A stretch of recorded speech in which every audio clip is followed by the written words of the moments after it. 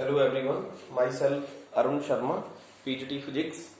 So today we will start the next portion of grade 12 Physics. We will start current electricity. In my previous video we will discuss about drift velocity, relationship between electric current and drift velocity, relation between current density and drift velocity, current, types of current, Ohm's law, and some more topic which is based upon current density. So today we will start the next portion, that is differentiate between ohmic and non-ohmic conductor. So in last video we will discuss Ohm's law. So you know Ohm's law states that the potential difference is directly proportional to current I, then V is equal to Ri. If we calculate R, then it is equal to V upon I. Now if we plot a graph between current या voltage versus current, the graph is almost a straight line, and this straight line show that the potential difference is directly proportional to current I. So today my topic is differentiate between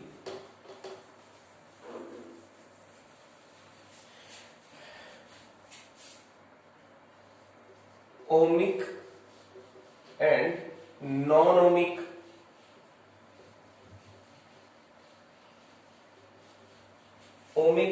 non-ohmic resistance.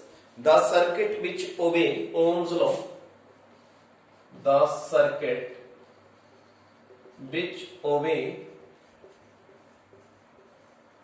Ohm's law is called a ohmic resistance or conductor, which does not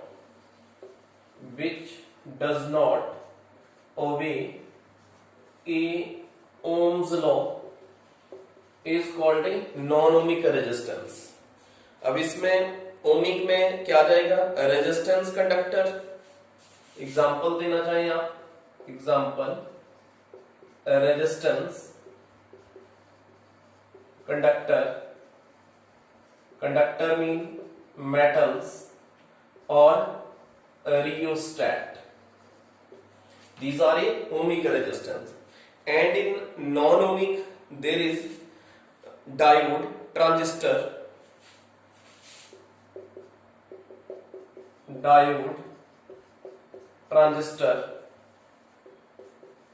ये read करेंगे आप unit number 9 में. क्या बोलेंगे, diode, transistor, integrated circuit, IC, integrated circuit,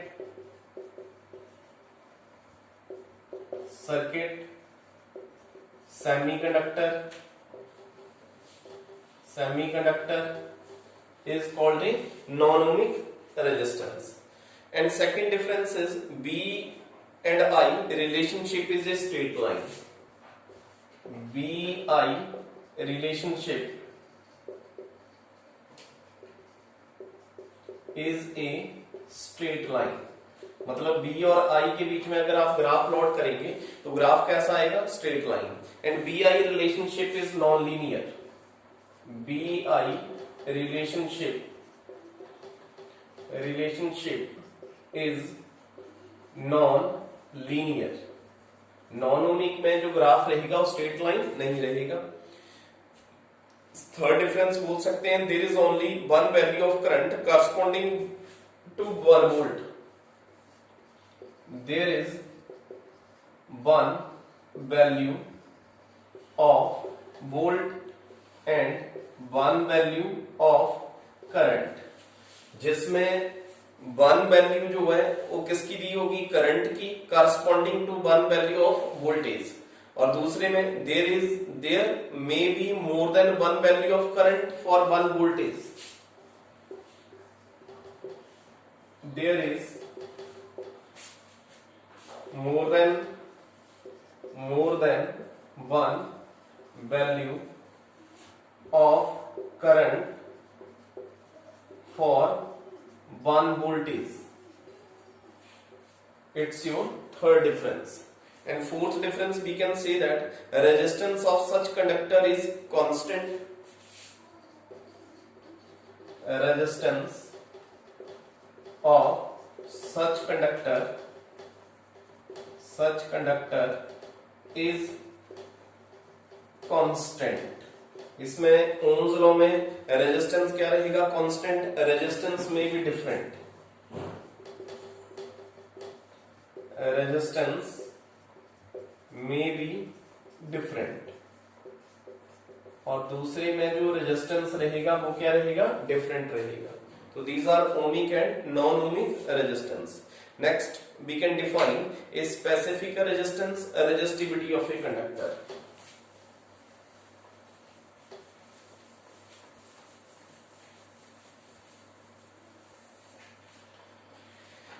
Specific resistance, specific resistance बोल सकते हैं, या resistivity of a conductor. Resistivity of a conductor. तो आपने ये 10th में भी करा हुआ है. Suppose let us consider a conductor. It's your conductor. The length of the conductor is L. Area of cross section is A. Here positive, negative, voltage B, current flowing in a conductor positive to negative, and number of free electron in a conductor flow from negative to positive. So first of all, we can say that resistance of a conductor is directly proportional to length of the conductor. अगर आप इस conductor की length जो है उसको increase करेंगे, it mean resistance भी क्या करेगा? इंक्रीज करेगा. अगर आपने कंडक्टर की लेंथ को डबल कर दिया, अगर लेंथ डबल होगी तो रेजिस्टेंस भी क्या हो जाएगा? डबल हो जाएगा. अगर आप लेंथ को हाफ करेंगे तो रेजिस्टेंस भी क्या हो जाएगा? हाफ हो जाएगा. It means resistance is directly proportional to length of the conductor. It's your equation number 1. Next, resistance of a conductor is inversely proportional to area of cross section. These two terms are interrelated. अगर area आपने यहाँ पे double करा तो resistance क्या हो जाएगा? Half हो जाएगा. अगर आप एरिया को हाफ करेंगे रेजिस्टेंस डबल हो जाएगा. ठीक है. तो फ्रॉम 1 and 2 दोनों को कंबाइन करेंगे. are directly proportional L upon A. For directly proportional R is equal to rho L upon A. Rho is resistivity constant. Resistivity constant. तो आपने यहां से if length is equal to 1 meter, area is equal to 1 meter square, then R is equal to rho 1 upon 1 mean resistance is equal to resistivity. Resistance जो है किसके equal आ गया आपके पास? यहाँ पे रेजिस्टिविटी के इक्वल आ गया. अगर आपने यहां से रेजिस्टिविटी को डिफाइन करना है, it is defined as the resistance offered by a conductor of unit length and unit area. क्या बोलेंगे? It is defined as the resistance offered by a conductor of unit length and unit area. अगर आपने यहां से इसकी unit निकालनी है, अगर आप यहां से यूनिट निकालेंगे, R is equal to rho L upon A. Rho is equal to R into A upon L. Rho resistance का यूनिट है ohm. Area metre square, length into breadth, length का unit metre, mean the unit of resistivity is ohm into metre. तो resistivity और specific resistance का unit क्या आ गया आपके पास? ओम इंटू मीटर. इसके बाद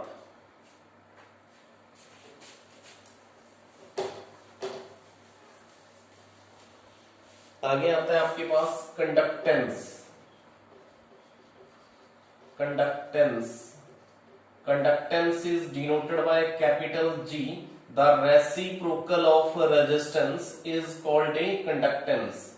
reciprocal of resistance is called a conductance. तो रेजिस्टेंस का यूनिट क्या था? ओम। तो यहां पे आप क्या बोल सकते हैं? ओम इनवर्स, या इसको अपोजिट कर देंगे मऊ, MHO मऊ।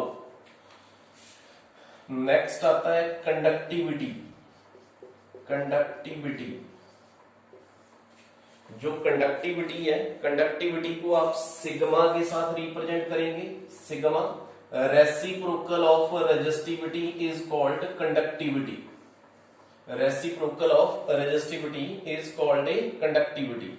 अगर आपने इसका यूनिट निकालना है, sigma is equal to rho का value L upon R into ए।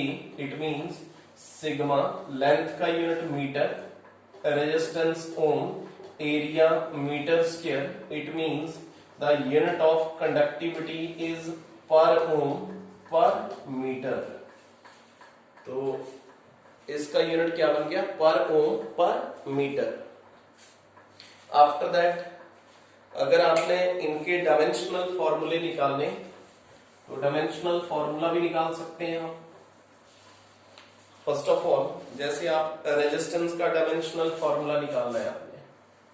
फर्स्ट रेजिस्टेंस, तो resistance R is equal to B upon I, यही था। अब आपको पता है कि B is equal to work done upon charge. Electric potential किसके इक्वल होता है? Work upon charge. Means R is equal to work done upon charge multiply by current. Work done is equal to force multiply by displacement upon charge is equal to current multiply by time multiply by I, F M into A multiply by D upon current I square multiply by T, A M multiply by D upon I square multiply by T multiply by A is equal to B upon T, and this B is equal to displacement upon time. It means formula is M 1 time, L 2 time, T minus 3 और current A minus 2। ये आ गया आपके पास dimensional formula of resistance. अगर आपने conductance का निकालना है, G that is equal to 1 upon R, mean 1 upon M1 L2 T minus 3 A minus 2। तो क्या लिख सकते हैं? G is equal to M minus 1 L minus 2 T 3 A raised to power 2। Dimensional formula of conductance. अगर आपने conductivity का निकालना है या रेजिस्टिविटी का निकालना है, अगर रेजिस्टिविटी का निकालोगे, rho is equal to R into A upon L।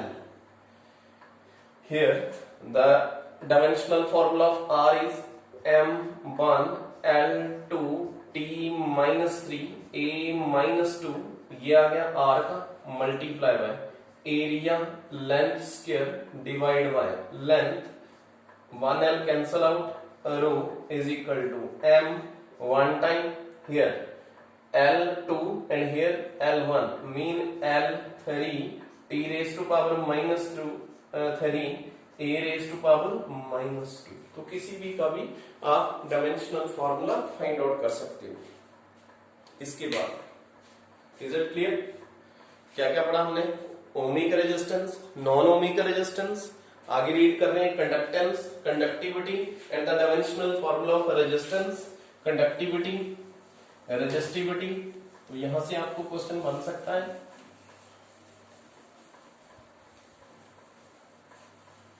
After that अब करेंगे deduce Ohm's law in microscopic form. Deduce Ohm's law in microscopic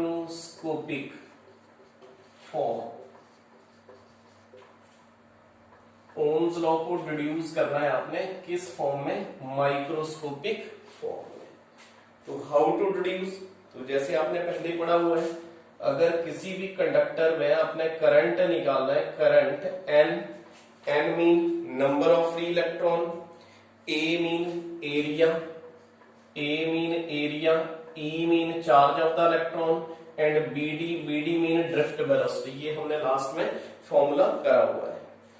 फिर ड्रिफ्ट वेलोसिटी का रिलेशन अगर आपको याद हो, BD is equal to minus E upon m into torque and this torque is called a relaxation time.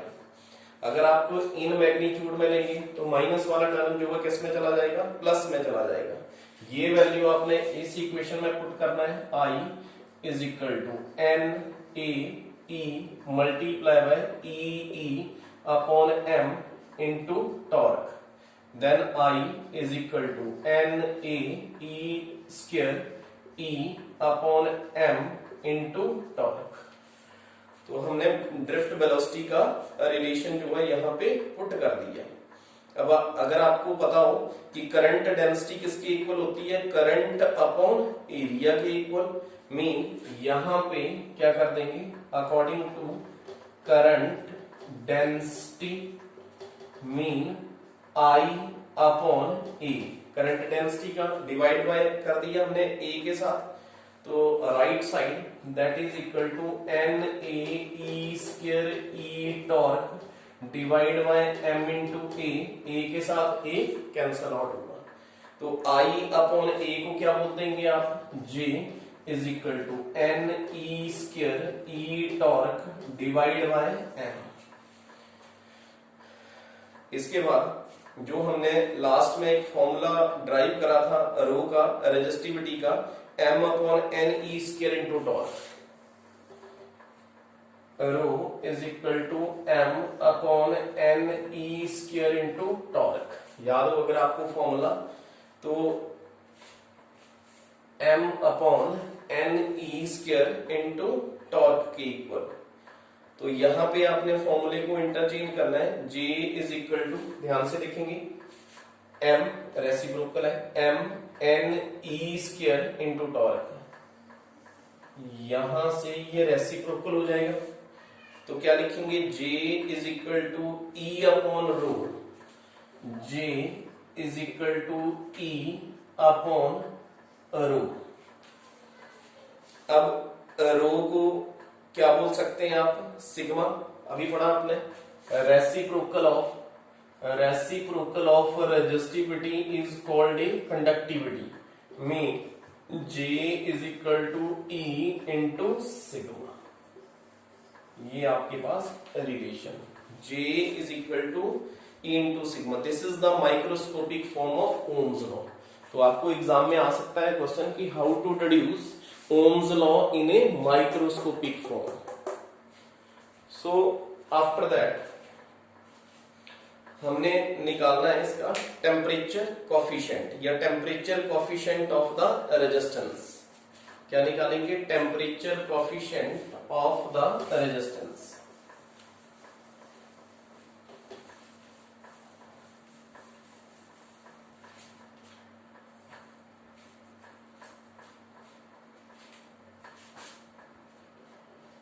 Temperature coefficient of the resistance, तो आपको यहां से न्यूमेरिकल भी बन सकता है, जो हम फॉर्मूला निकालेंगे यहां से टेम्परेचर कोफिशिएंट ऑफ रेजिस्टेंस।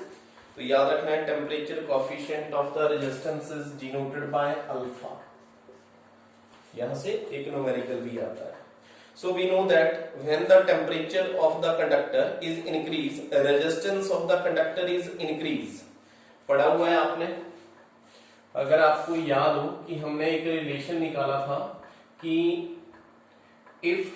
अगर आप टेम्परेचर को इंक्रीज करेंगे, अगर टेम्परेचर इंक्रीज होगा then thermal vibration of the electron is increase. अगर thermal vibration of the electron increase कर रहा है then the average relaxation time decrease करेगा। हमने एक टॉपिक करा था, अगर आपको याद हो लास्ट वीडियो में देखेंगे कि what is the effect of temperature on the resistivity of the conductor. तो हमारे पास रिलेशन था R is equal to M L, R is equal to M L upon N E square into torque. क्या relation था? m N E square A into torque.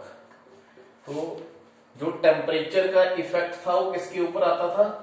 Relaxation time का।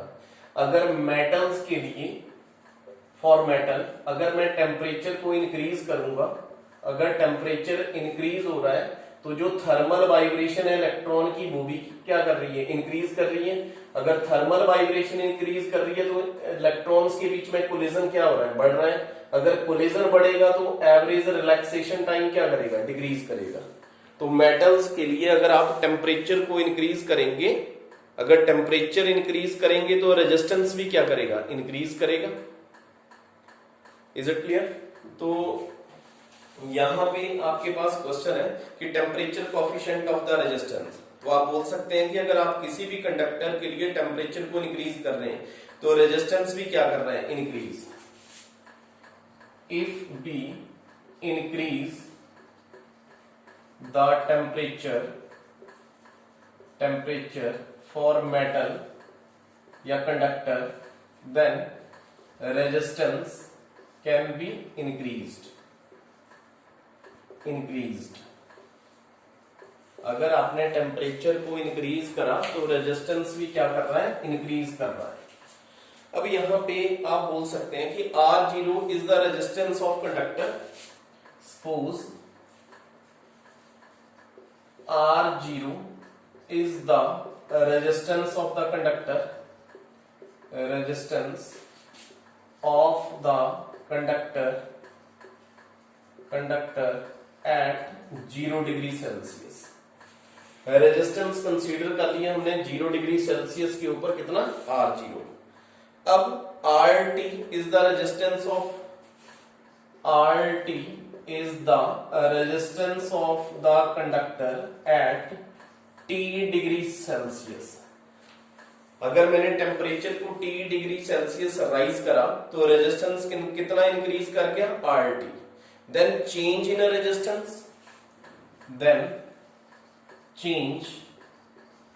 इन resistance, तो resistance में क्या change आया? RT final resistance minus initial resistance, RT minus R0। तो आप क्या बोल सकते हैं